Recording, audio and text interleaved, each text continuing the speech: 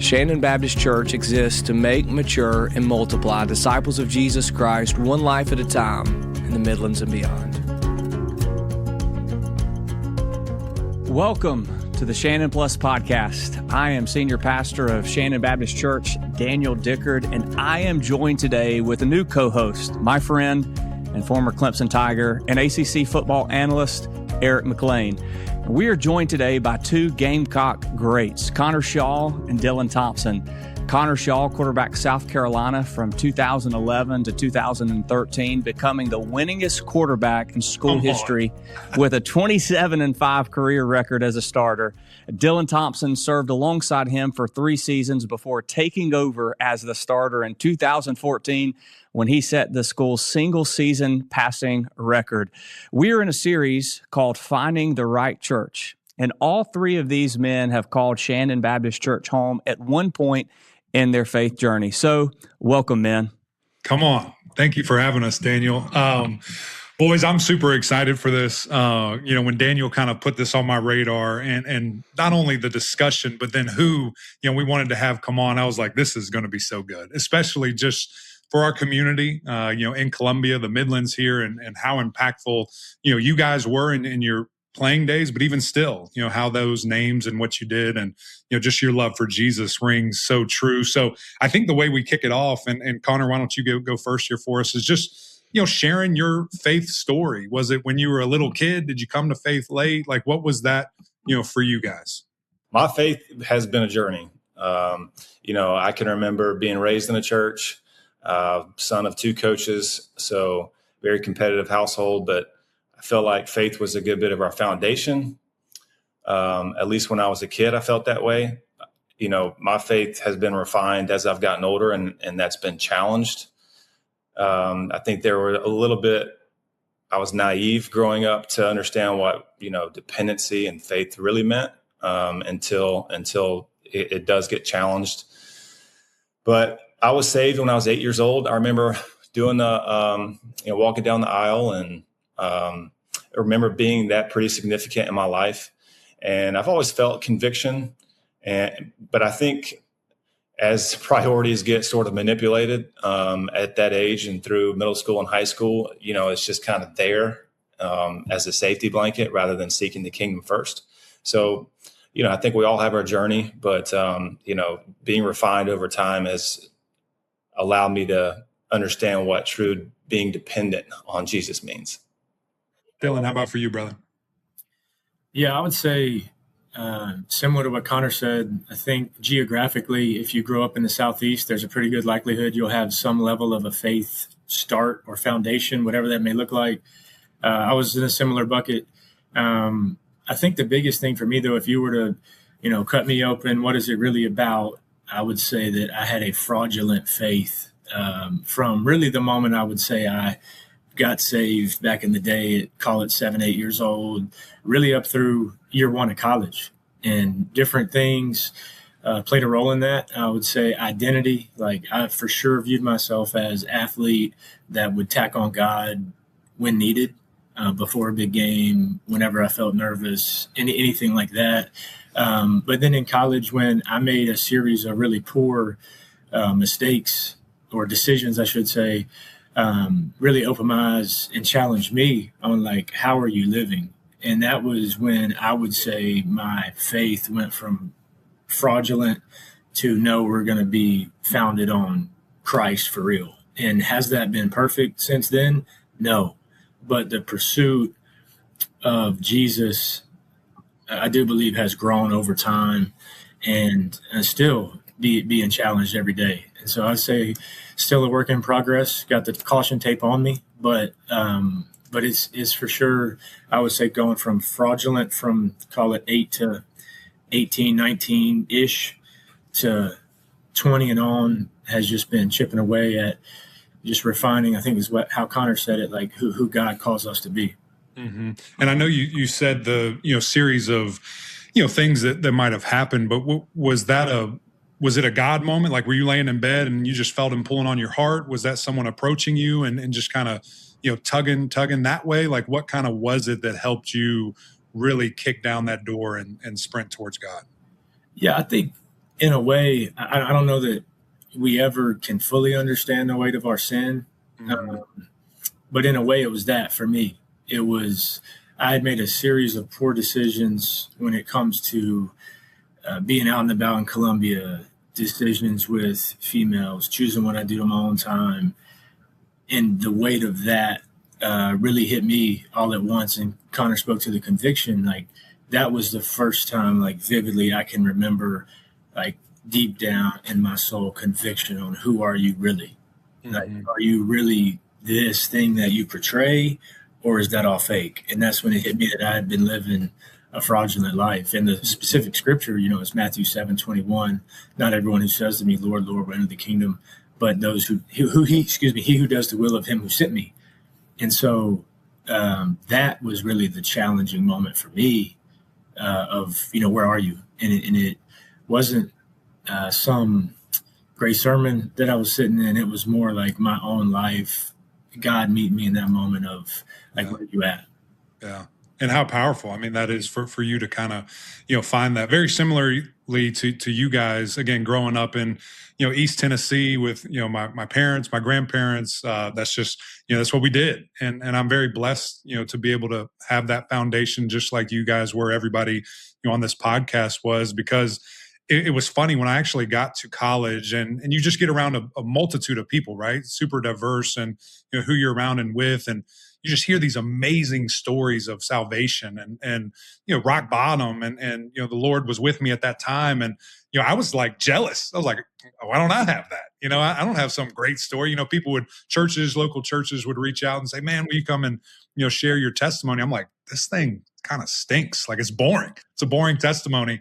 And Daniel, actually, you were the one that kind of opened my eyes to what a blessing that you had that preservation, and how lucky you were to have that. So for a long, long time, it's not that I was ashamed of it, but it was kind of like you don't need to hear this. Like, the story is not really that great or entertaining, but there is that love that was always kind of there. So I am certainly blessed to be able to say that, and I think as we go through this, there'll be more stories about that. But just the growth of faith that we have in our walk with the Lord, when other things happen, and when we get different hard times and good times, and then we move and we grow up and we start having kids and a wife and all the things. Your faith just kind of evolves with you, and your walk with the Lord continues to change. And Daniel, one thing that you have said to us before, that it's funny, kind of as time goes on and you get closer to the Lord, sometimes the harder it is, right? Because decisions you maybe used to make that were like, oh, it's no big deal. Now you make them and you like feel it, kind of Dylan, exactly what you just said. Like, you feel those, kind of bad things that you might do that maybe is not super bad, but it's not strictly to glorify the Lord. So definitely blessed to be with you guys today and to continue this conversation.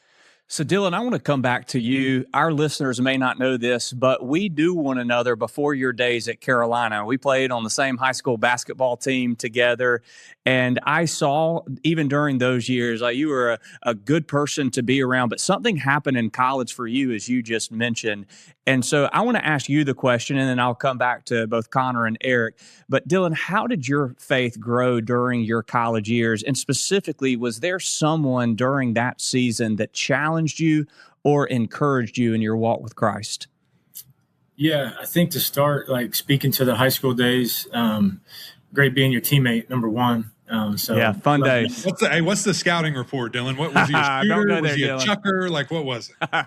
Ultimate. Have you seen Hoosiers? Ollie? No, I'm kidding. I'm kidding. Wow. I'm just kidding. Man. That was a joke. I was having fun. No, Daniel is like the ultimate, like, Della Vadova grinder, make your life miserable as a defender, like, convict you with his defense, kind of like translates into good pastor, I think, Man, I'm all, honored by that comp. Yeah, the fact that you just compared him to Matthew Dellavedova, first of all, ball. Like, that's a legit comp right there.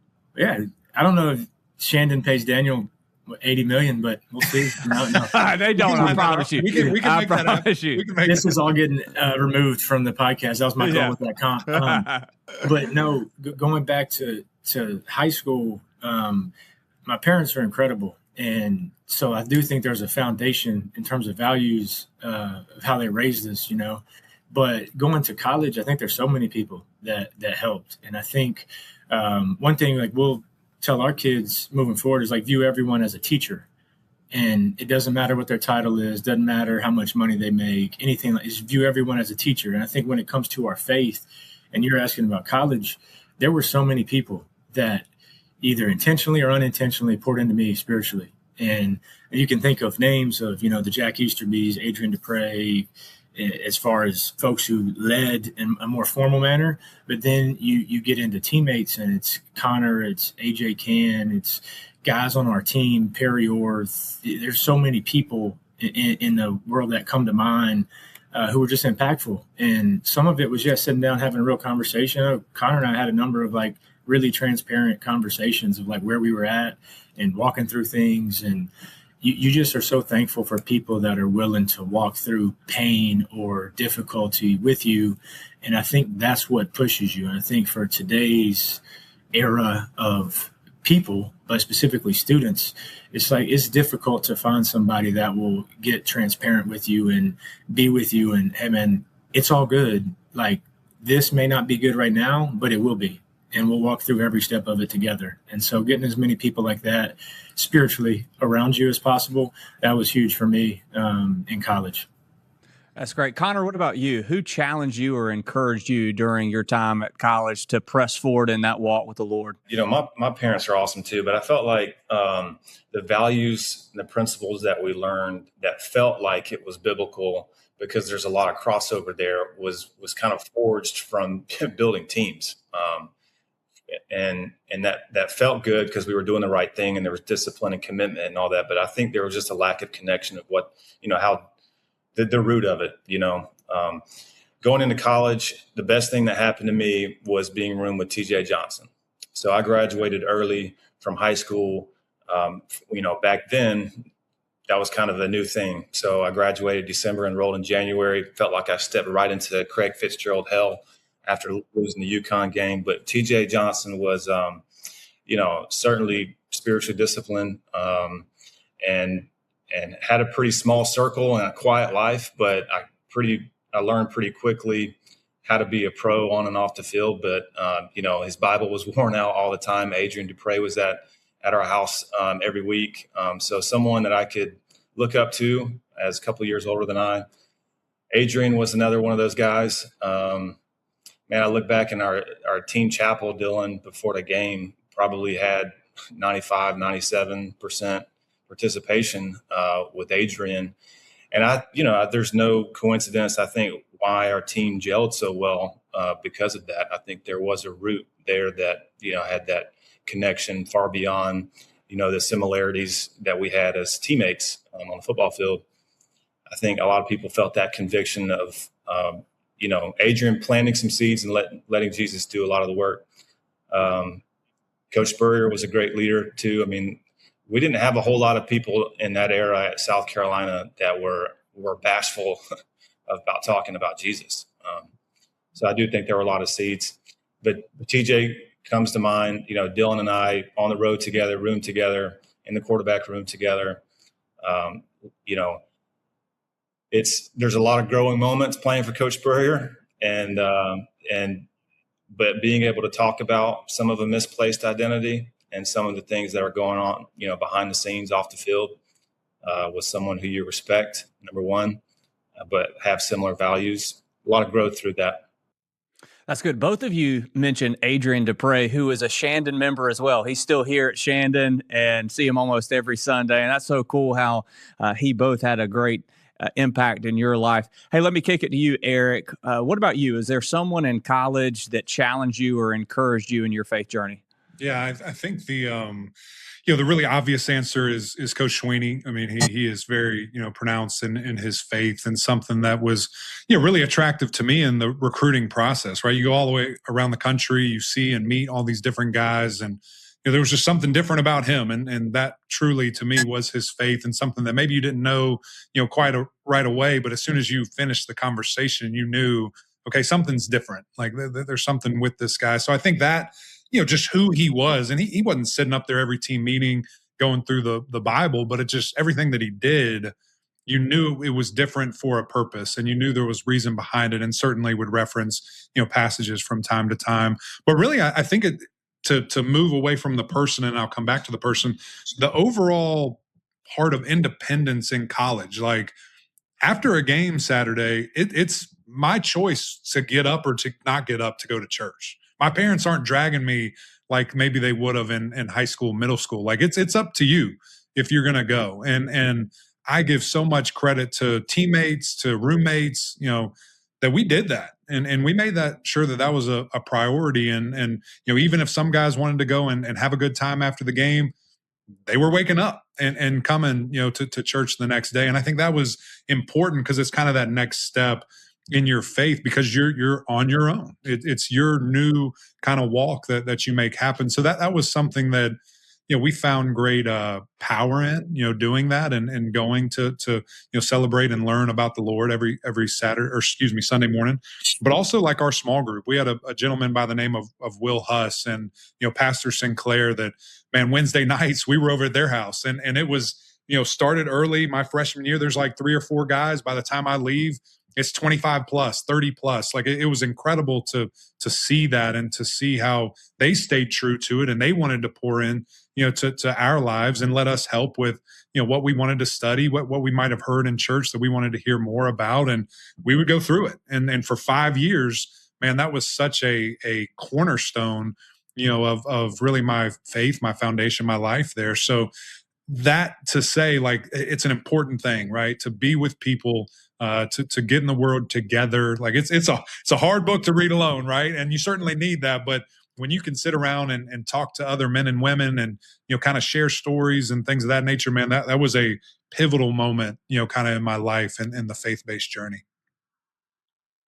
So looking at this next one, man, it kind of goes to what we've all been talking about. We've been dancing around this, guys, just to look at now where you are and the journey that you went through. And Dylan, I'll start with you here. What would you go back to not even just tell yourself, but let's talk to these folks that are listening, these men and women, young men and women that are listening right now.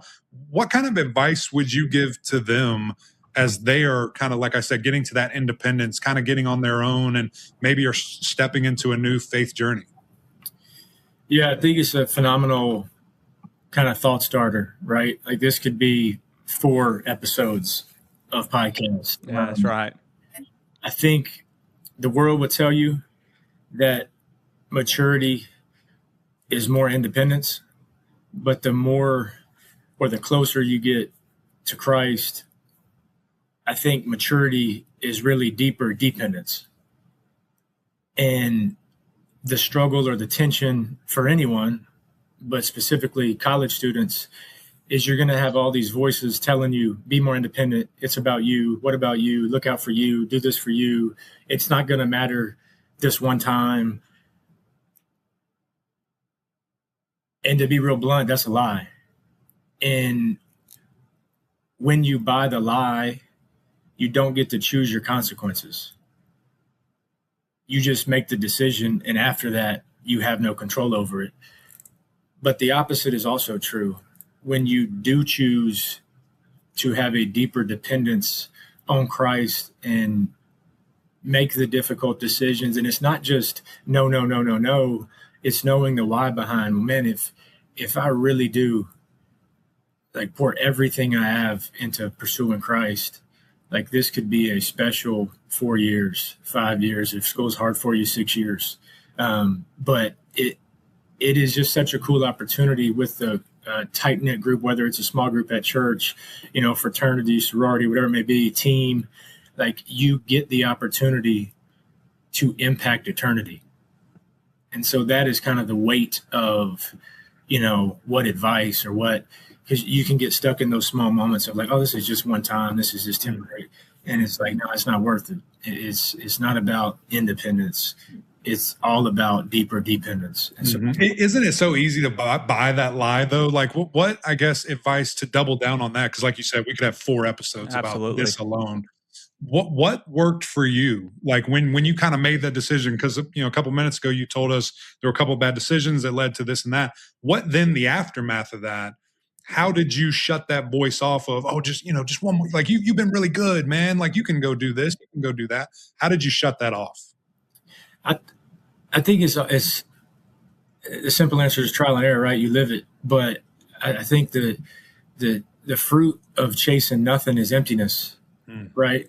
But the fruit of pushing someone or challenging someone or spending time in the Word is going to be eternal. And you get a glimpse of it now, whether it be a relationship. And we're doing this podcast, and we have relationships more than 10, some 15 years ago, and we're still talking about things that started then, and it's just growing.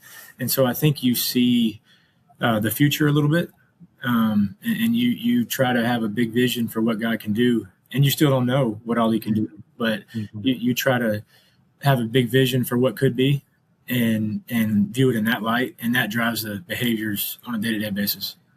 I want to say something really quick, and that's a great line. I want our listeners to get this. The fruit of chasing nothing is emptiness. Dylan, what a great word there. Yeah, I just read it in the book. No, I'm kidding. No, you just came up with it. That was good, man. That was good. We'll copyright that quick. No, just you live it, and it's from messing up. Quite frankly, it's not from feeling good on a podcast with you guys. It's from achieving those things and seeing what it feels like in the end. Well, and I think that's the most fascinating thing is, like, again, with that independence, you could be chasing all these things, whether that's, men or women, if it's partying, if it's this and that, and you're trying to fill something that's unfillable by anything on this earth. And it's a God-sized void. And if you try to lean into that too much, man, it's an interesting thing. Not that you can ever not come back from it, because there's never too far you can go, but it's a cautionary tale to try to fill earthly things with a God-sized void there. Connor, how about you, man? Any advice and things that you would love to share with all these young people that are watching and listening to us right now? You talking about independence, man. If I look back at my college experience, I didn't have much of a social life. I came in with a one-track mindset. It was all ball. Everything revolved around it. If we weren't in a locker room or in a weight room or on a field, I was pretty isolated, and that was kind of by choice. I just didn't care about anything else.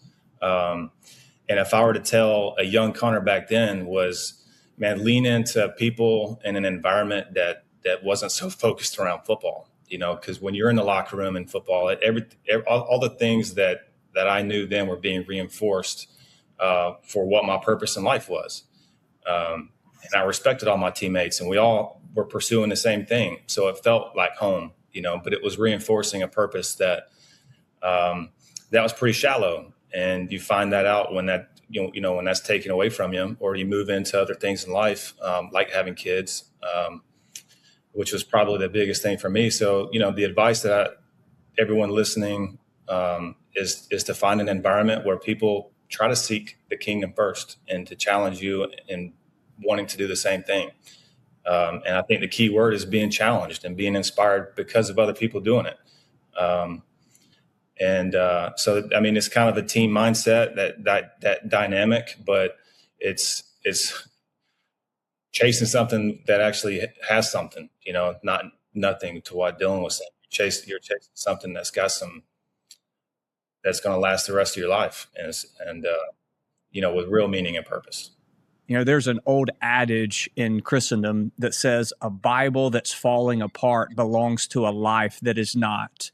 And so let me ask you the question, can you share about a difficult season in your life when you learned what it really means to depend on Jesus? Sure. Well, that was TJ's Bible, and he's preaching now. So, if I were to look at his projection of life and what that Bible looks like compared to mine, I think mine was kind of unraveling. My life was on that thread, the more I experienced. And my Bible certainly didn't look like TJ's. Recent for me is the biggest challenge that I've ever had in my life was about a year ago. I've got, at the time, 33 years old. I had 3 kids. My wife is pregnant. Lord's provisions. I've never had a season of life where he hasn't provided.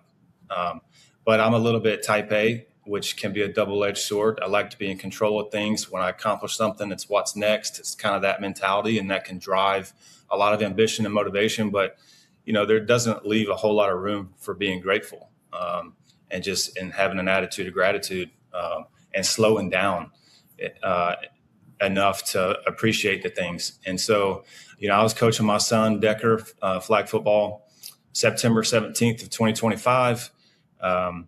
Experienced a sudden cardiac arrest right there on the field. Never had any sort of heart conditions prior. It was about 10 seconds of symptoms, and then bang. And then my life was completely in the hands of other people. So 5 minutes of CPR, off-duty firefighter right beside me coaching his son, saved my life. I flatlined twice, so clinically dead. And then an AED revived me on the field. And so, man, there ain't no playbook for those emotions in the hospital. And thinking of, all the emotions of being angry, why someone who's metabolically healthy going through this, confused, Jesus, why? What does this mean going forward? And, am I going to have to worry about my kids? Why am I here? It happened so fast. And then learning that less than 7% of people survive this, a sudden cardiac arrest outside the hospital. And then thinking okay, well, I was on the field next to Simpsonville Fire Department with an AED.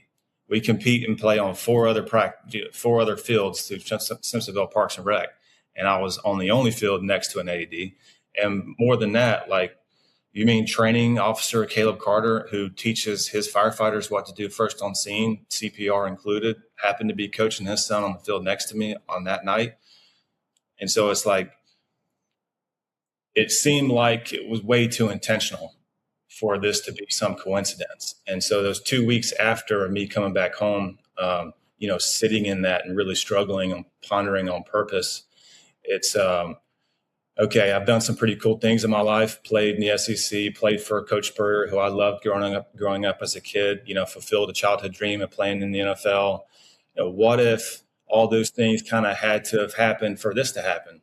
And here's where I've been challenged the most, because I created a foundation called Heart Huddle, and we put AEDs in areas of need, and we teach CPR, But here's what the most challenging thing that I've had. After that incident and surviving, realizing it was a miracle, there was so much clarity that came through that. Life slowed down, such a just immense amount of gratitude that you can't even describe. And then as time goes on, I'm 10 months out from the incident. Actually, I think I'm 11 months out now. Priorities do get mixed again, and you kind of lose that clarity, and all the distractions and the worldly things that I've kind of fallen back into default mode. And, you look at yourself in the mirror, and then you think of all the cool things that Heart Huddle is doing and what I'm doing through the nonprofit, and growing a sense of pride in that. And I think through all that, the challenging part of that realization is, man, that's not what he saved me for. Mm-hmm. That he didn't bring me back to place AEDs and to teach CPR. I think he brought me back to show that miracles still happen, and to glorify him in what we're trying to do, not just a transaction of a device or someone doing CPR. I think it's so much deeper than that. And that he reaches anyone and everyone, but also that we're all vulnerable, and kind of really leaning into that part of it. We're not in control of this thing. And I think fear has really been stripped from my life because of that happening. Anxious and being motivated by fear of failure, man, that's a real thing too. And athletes, I think a lot of athletes and young kids feel that. But Matthew 6:26, look at the birds of the air. They don't reap or sow, they don't gather in the barn, but they're still being fed. And are we not more important and more valuable than the birds of the air? So challenging, but I'm even grateful for that, man. I'm even grateful for my little battery pack that I have and all the things that really, really challenge your mortality. So talk about dependence, man. That'll do it. Connor, your story resonates with so many people. Not only are you well known in the Carolina community and many other communities, but how that moment brought you to deeper dependence upon God. And, as you mentioned, the AADs are great, but God has left you here for a greater purpose and to fulfill that purpose. So, man, thank you for sharing that. Dylan, let me come to you here. What about you? A moment in your life that God used a maybe difficult season to make you become more dependent upon Him? Yeah. I think, just quick to follow up on Connor's situation is what he learned from that. I think all of us could have our own story or stories of pain can be the greatest platform in the end.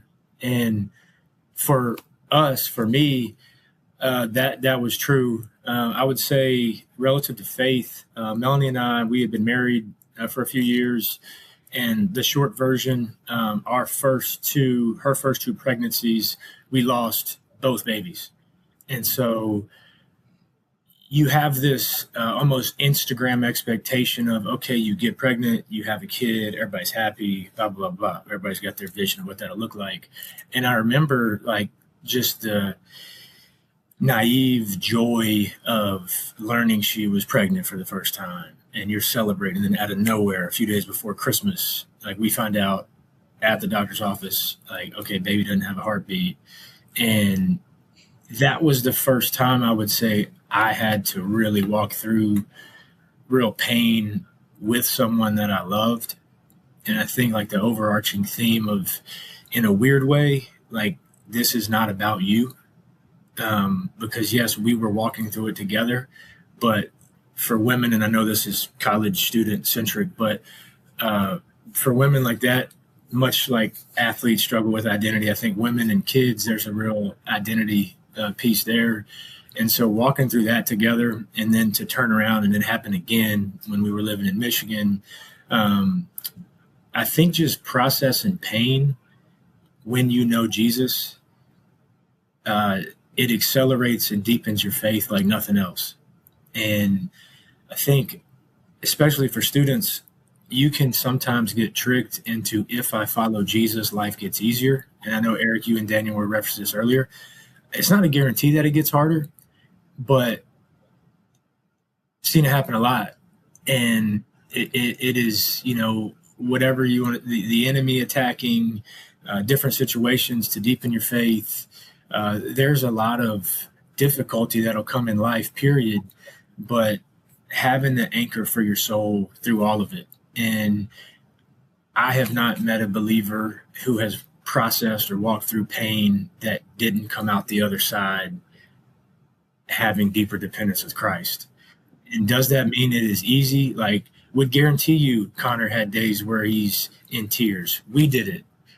Don't know how Molly responded to all there's so much pain, but having the reassurance of God, you're going to meet us in our pain.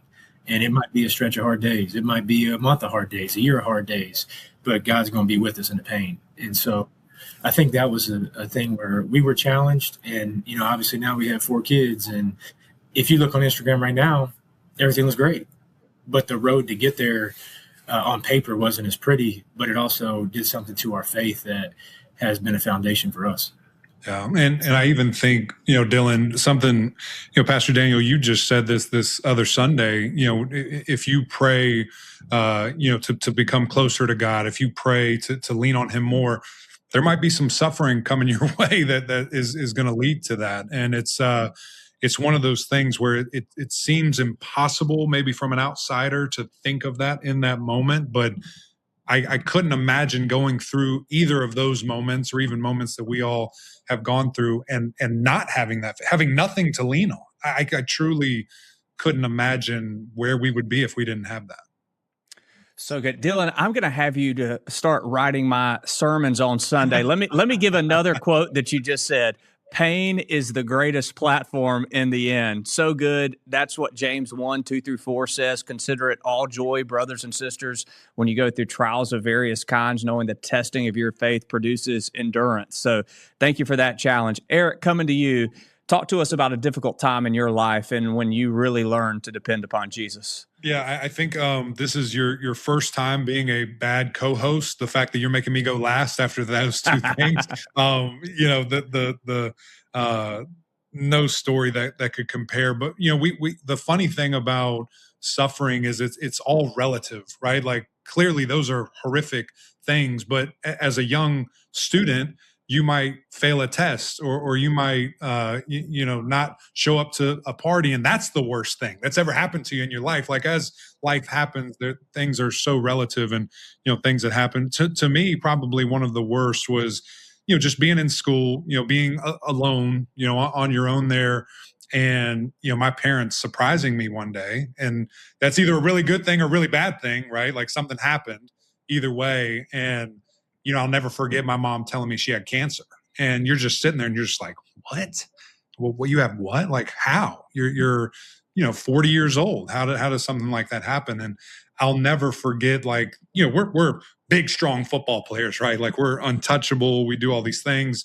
And like the weakness that I felt in that was crazy. Sorry, I'm getting emotional when I talk about my mama. But that was a real thing. And, I think the question very similar to, Connor, what you said and asking why, like that's a hard question. And we're not going to know that answer until a very specific day, when we get up there. And then who knows, we won't even care about it at that point, right? There's going to be a lot of other things happening. But just, really, as I mentioned, having that faith to lean on, getting in the word, talking to group leaders, talking to pastors, talking to teammates, that have a similar belief, that share in that faith is the only way. I'm not going to say that got me through it, because you're going to find a way, but it helped immensely. And, mom's great, everything's fine. But, it's just in that moment in 2013, that was the worst thing that had ever happened, in my life.